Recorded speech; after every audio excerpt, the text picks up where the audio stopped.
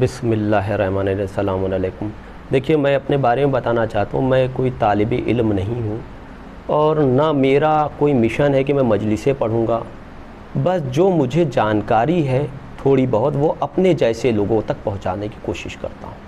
اچھی لگے تو آپ اس کو رکھ لیجئے اور نہ اچھی لگے تو نظر انداز کریے، کیونکہ دین خدا پہنچانا ہر ایک انسان کا فرض ہے۔ جس کو جتنی معلومات ہے وہ پہنچائیے، یہی ہمارا دین سکھلاتا ہے۔ کربلا ہمیں یہی درس دیتی ہے کہ جو تمہیں معلوم ہو وہ پہنچاؤ۔ ہر انسان، دیکھیں کربلا میں جو لوگ امام حسین علیہ السلام کے ساتھ تھے وہ ایک دن میں نہیں تھے، وہ اس لائق تھے۔ ان کے عمل، ان کے پیٹ حرام سے بچے ہوئے تھے، ورنہ امام حسین علیہ السلام کی بات ان کے دلوں میں اثر نہیں کر سکتی اگر ان کے پیٹوں میں حرام ہوتا۔ یعنی جتنے بھی ان کے ساتھی تھے وہ چاہے ایک دن میں ملے ہوں چاہے برسوں پرانے ہوں، سب کے پیٹ حرام سے بچے ہوئے تھے۔ دین خدا ان پر اثر کر رہا تھا، ورنہ نماز پڑھنے والے بھی تھے، اذانیں دینے والے بھی تھے، قرآن کی تلاوت کرنے والے بھی تھے، مگر ان کے اوپر امام حسین علیہ السلام کی بات اثر نہیں کر رہی تھی، کیونکہ ان کے پیٹ حرام سے بھرے ہوئے تھے۔ تو سب سے پہلا ہمارا کام ہے اپنے پیٹوں کو حرام سے بچانا۔ امام حسین علیہ السلام نے یہ ہمیں درس دیا ہے کربلا سے۔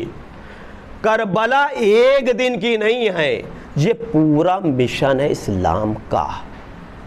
ظالموں کے چہروں سے نقاب کو اتارنا تھا جو دین اسلام میں چولا پہن کر داخل ہو گئے تھے۔ تو امام حسین علیہ السلام نے اپنی شہادت دے دی، اپنے پورے گھرانے کی شہادت دے دی کہ ان کے نقاب سے مسلمان ہونے کا چولا اتر جائے، جو مسلمان بن کر دین اسلام کو نقصان پہنچا رہے تھے۔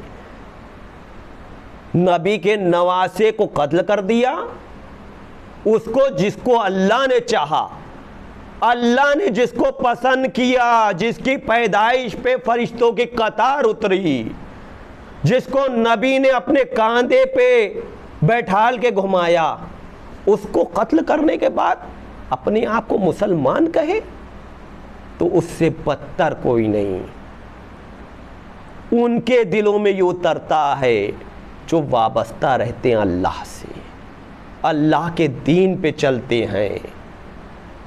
کوئی ایک اپنی شہادت دے کے تو دکھائے۔ اس بہن سے پوچھو جس نے اپنے سب سے چہیتے بھائی کو قربان کیا، اس سے پوچھو جس نے اپنا پورا گھر لٹا دیا، اس کے مقابلے کے پر لا کر کافروں مشرکوں کو کھڑا کرو گے، پھر اپنے آپ کو مسلمان کہو گے؟ مسلمان جو ہوتا ہے وہ حق کو پہچانتا ہے۔ پوچھا گیا کہ ایمان کیا چیز ہے تو اللہ نے کہا صرف اپنا منہ پورب یا پچھم کی طرف کر لینا یہ نہیں ہے، بلکہ نیکی اس کی ہے جو اللہ پر اور آخرت کے دن پر ایمان لایا، اس کی کتابوں پر، اس کے پیغمبروں پر، فرشتوں پر ایمان لائے، اور اس کی محبت میں، اللہ کی محبت میں اپنا مال قرابت داروں یعنی اپنے جو سگے ہیں، یتیموں، محتاجوں، پردیسیوں، غلاموں میں خرچ کرے، نماز پڑھتا رہے، زکوٰۃ دیتا رہے، اللہ کے سوا کسی سے نہ ڈرے۔